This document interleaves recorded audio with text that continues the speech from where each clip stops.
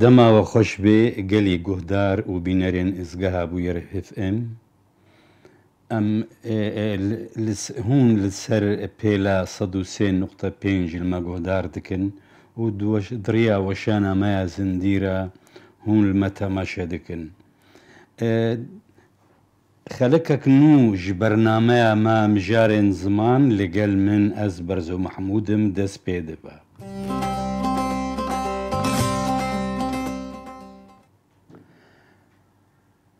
مژارە خەلەکە مە بەشێ سسەیەمە ji ئابووری و ئەوژی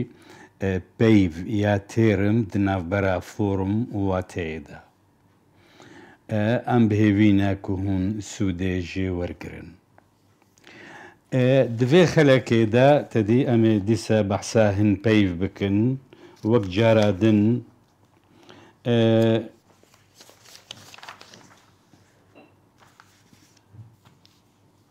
پەیڤەک نول جەممە مەسەرەن طبعاً ئەڤ ناژی زوودە منڤیساند بوو ئەڤ دیژید گۆڤارە پرسێدە بەلاڤ بوو دۆر ساڵە 10,000 ئەنە پەیڤە ئەولەکاری بکاردهات هەنجار ئەولەکاری بمعنە بەرامبەری ئەمن دەعرەبیدا یا بە ئینگلیزی ژێرد بێ سکیوریتی ئەلئەمن بوێ معنێ ینی بەرامبەری vê تێرمێ بکاردهات ڕۆژدا کەنالا ڕۆژدا هەنجار یانی گەلک میدیەکار ئەv گوتن بکارتانین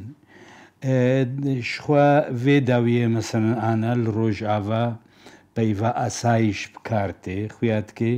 طبعاً gelek ji êmê bixwam sernivîsan hingane yani di sala 10,000 da yani berî 24 sala min belav kir enu ev peyv cihê xwe nagirê forma wê û wateya wê herdû jî ji ber ku ewlekarî çi hatiye li ji ewle hatiye yani em kur dibêjin ez lê neewlema yani baweriyam hewqa spê nayê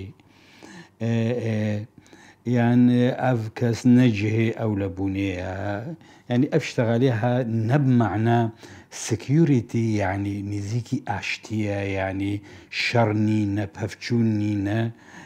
bi wê menê tê enu esayîş yani cihekî şer têde nîne. Li ver çi heye enu ev peyva henekê bi rastî ewlekarî tişkî baş bû ane wilqa sînema bikartê yani peyva dîtir مامۆستا هەیە ئەنە مامۆستا هەن کەس داوی ئایا درێژ مامۆستا هەن کەس ئاکن تەی ددەنگ ئا هەیە و ئا هەیە ئا و ئا بهتر ئالی غربیە بهتر ئا بکارتێ جەم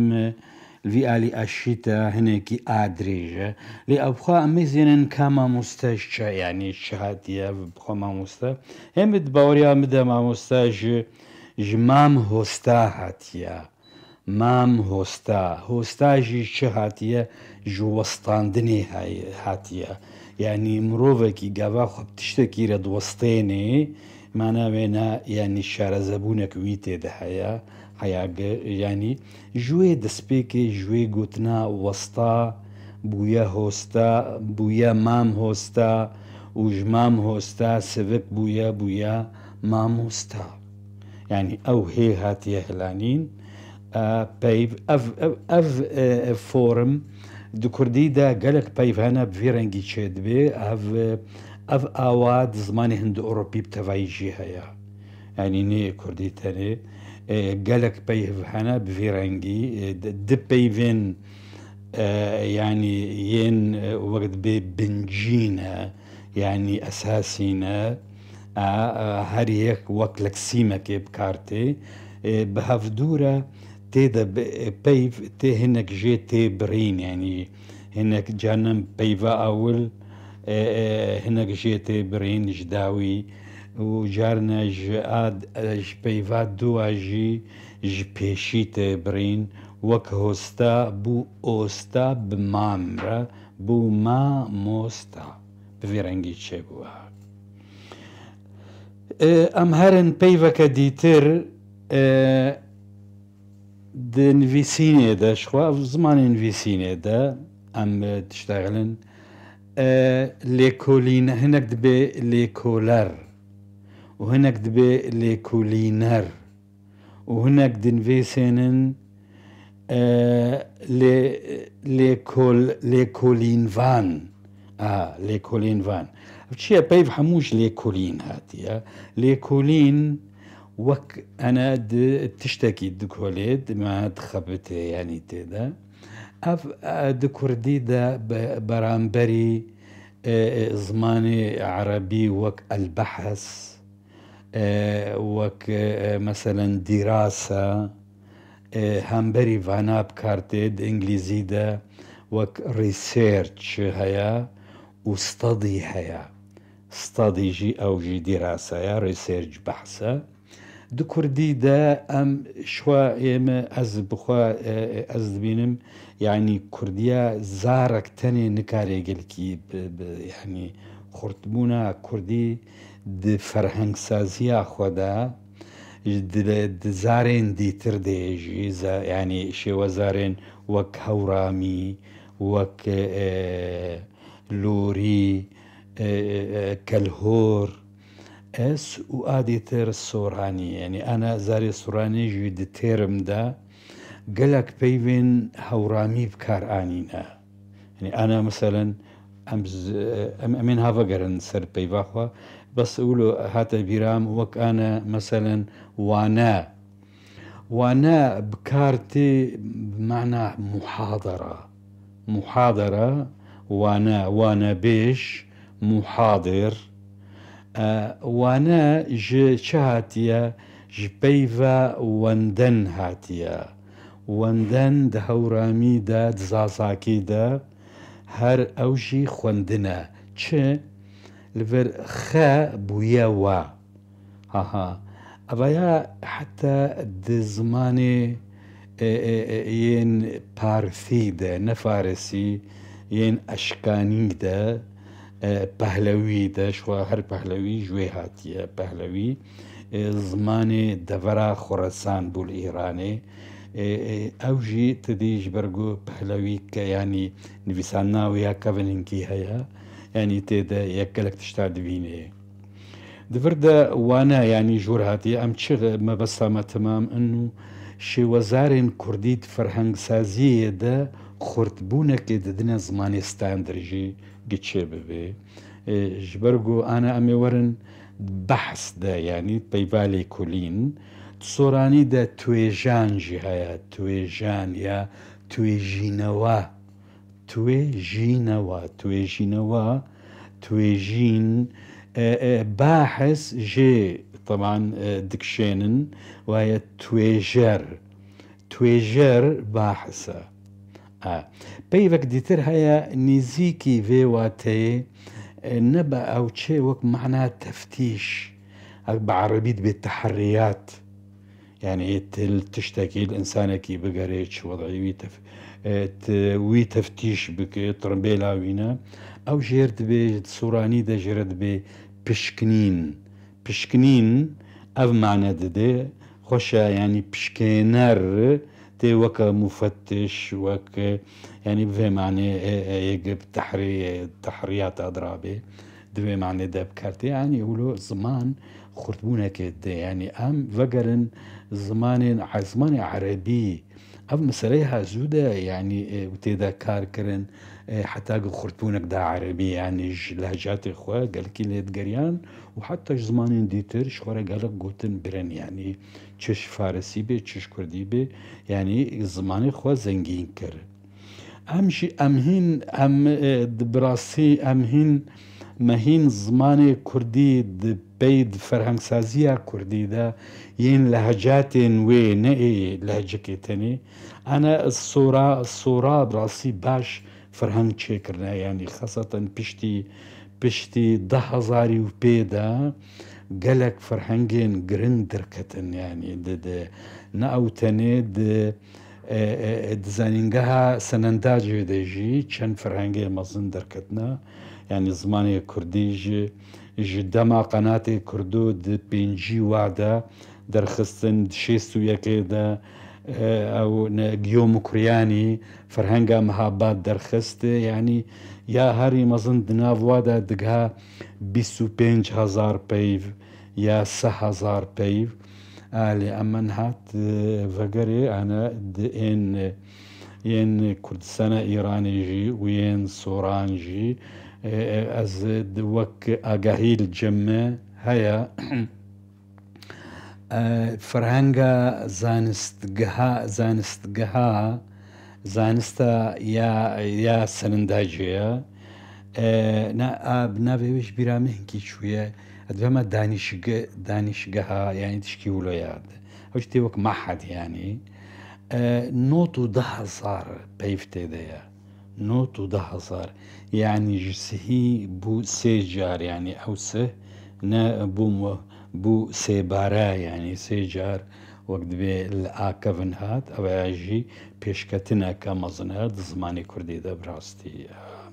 جغيني فيجي يعني وقت جزورين زمان قالك بيفين نوجي تشيبونا هين بيف هين جي خونا قرتنا لي اما قالك بيف جي خوجي هنو تي قرتني ام السر لي كولينر ام تخازن فيناك هناكي او بخوا لي كولينر شاشة جبرقو بيف الشهتيا كولان وكولين يعني هاتيا يعني يك تشتكي دا دكولي تشتكي دا دكولي يعني انا فعل كول ام تفد زانن كو باشقرا ار بكول رتي بجزري استا او نهوكي صورات بيرانا بردو يعني فعل المضارع simple present از دكولم او كول جي درتخن تي درخي تي باشقري بيبكي دبي كولر الكولر بتاني معني نادي دبيت لي بيبكي لي كولر اف يك اف درسته اما لي كولينر امورن جزر كولينا باشا از دكولينم تكردي دنينا يعني افعل تكردي دنينا يعني كولان دنينا حتى كوليني جي بكشيني افيا شاشة يعني قانون زمان دنينا جبرولو لي كولينر شاشة ما لي كولر درسته تمام بيفا كديتر هيا او جبير كول هاتيا انا كول جزري مضارع جيد كردي دا بيفا كديبكي وك تش بيف بيت كاري ويناجي وك نافي كارابستيني بير كول اي بيرات كولي لي كول تبير هلينا لي بيفا لي كول بو باحث لي كول يعني بيفا خوشا ومعني دي خوشك بتمامي و دكاراني دا يكاري خوشك يعني بيجي يا بكار بيني الجفنا امي هرن تشتكي ديتر براستي دمك دا دنفيسيني دا تدي ان بتشيروك هيا هناك زمان ناس قوتن راست قركا تشيروك بي تشيروك تشير تشير هيا تشير جزء يعني تشير مثلا اف بهتر دعفريني دا بكارتي دبي تشيري ويتكي يعني بحسا ويتكي سروي تشتغل يعني حتى الجمجي دبي تشيل تشدكي تشيل كرن ال و ار شونا هف دقرن زماني هندو ايراني تمام اذا قالك اب مسألة تم قالك جارة بيف اربي الجينة بي ال يعني ابا انا خاص مثلا قل جينا مديتية ازمام عجيماي يعني الكويا زي شوزارك السوراني كوي سنجاق دي كوي سنجاق جارك مقابلة بما مستعي مظن براسي مسعود محمد ما مستاكي زماني كردي دا براسي تسرويرة عز بقينين يعني مقالك يجي خويا جيرا خونديا في جاب تشتغلي تدي وكلها جاخو تشتغلي يعني قالك بيف وكمال مار بو مار يعني قالك قلبك يعني الجمد بو يعني مزاني بو انه ماذا تشلو و دكورديدا قالكي جهاب دقريبجا تشيل وتشير ياك تشيل ويتكي يعني بحسا ويتكي يعني افجي تشير ندورا اجد بلكي دوي باوري دبم انه تشيروك جي تشير هاتبي باشقرا اربيفا يا تشير وروك جي هاتبي بلكي يعني بحثا روجك وكا يعني اف تشير كرن دروجك دا تشيبو يا تشير كرن تشيري ويت كده روك يعني وك اوك بلكي جوي يعني يا اوك يعني المهم تشيروك دكورديدا خوشة يعني دي اما تشينا بي ام ايرو بيجن امي بيجا امي بي تشيروك انا اف بنقاهاوي يعني وك جرد بإتيمولوجي بنكوكاوي جورهاتيا لنب معنى انه يعني بو تشيروك واخوش تشيروكا نتشيروكا تشيروك نخوشة اصلا جبرقود حين دنگ هنا وقت جارك ديجي بعسكر انه هارموني خلق بسليقة خوا يعني د الزمان ده تشني فطريها ند انسان ده بيفي خوشتكن يعني تشيروك بو تشيروك او تشيرو يعني اي او بفرا خوشة بس تبي تشيروك يا تبي تشاروك يا يعني نخوشة يعني تشج خوشة بو تشيروك في جيج لو ما نابي ام بي ولا تشما بنكوكاوي افا دفيولو نا اف شنا بيش برگو زمان شوية خوي فونولوجي دصين زماني دنياي تمام اولنا كس نافا قري والله كافن انس انا كانم د انجليزي دا قلق بيبا بينم هند ايامي فيجا بري 1000 صالي دما سكسوني دا چلو بو ودما نورماندي دا چاوا چي بو يا مسلك في جنابي وقت جارك هفالكي ماغو حيرا قولو بين اخو امي فاقرن سنسكريتي دبي كافن دا سنسكريتي وكردي وإيراني حمو يكفو يعني ولو شي نابي يعني زمان بيشت كفي تيجو هارتن بيف بفي شوي درت كفي لو ما جي تشيروك يعني انه شي نابي بفي تشيروك عادي تر بيفا كدي في اني بيرام طبعا كسي بحث نكريا لأما أزخوازم سيرفيجي هناكي بشتغلم ديروك طبعا برامبري تاريخ يعني بعربي او هيستوري د انجليزي ده هيستوري حتى هيستوري بخوا يعني اگر هيك ليه بفكري مثل تشيروكي هاتيه ستوري تشيروكا وهيستوري تاريخ ديروكا يعني ولو ديروك وتشيروك وستوري وهيستوري يعني هردو يجيب راسي ولو امور انا نزانم يعني وقت شومسكي بيجي انه الا تشتن هنا عقل البشري ده يعني ده عقل مروايتي ده تشتك هي وكهفي يعني دبي الا قالك ليك تشون هبي يعني تشابه دنا في برها زمانان ده دفرتا انه ديروك انه الشهات يا ديروك يعني فيتشاني براما بيفك هيت كرديدا شوا يعني دوم ليك تشون يعني تشابه دي بيفيدا دتشانا فورم يعني فورم وواتا معنى يعني افهردو يعني تبه بدور ابن فورم چی انو ده اند به دیروک چی پیونیزی دیروک فورم ده هیا او جی دیرین هیا کردی ده دیرین مثلا دکورمانجی ده دگو دیر زمان آوا دير زمان يعني زماني بمعنى زماني دور فيعني يعني مثل دور وديرجي نيزيكي حفن يعني دورجي تشتكي دور دبي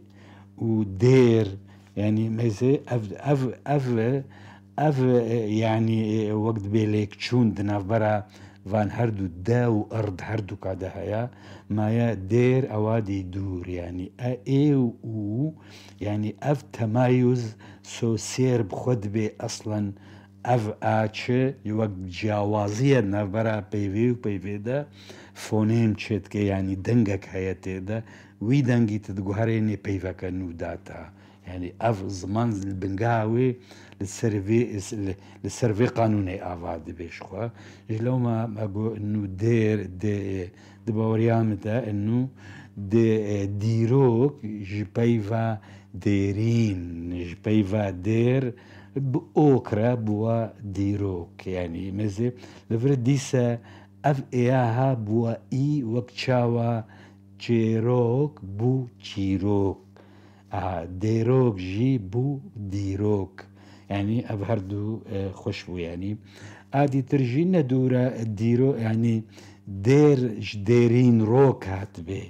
ديرين روك يعني روك كفن يعني بوي معني بوا ديسا ديروك يعني في آواي براسي أمجهان داويا في خلكي حتى خلك ديتر هون خير وخشية منن قالك سباس جوا دربونا ورا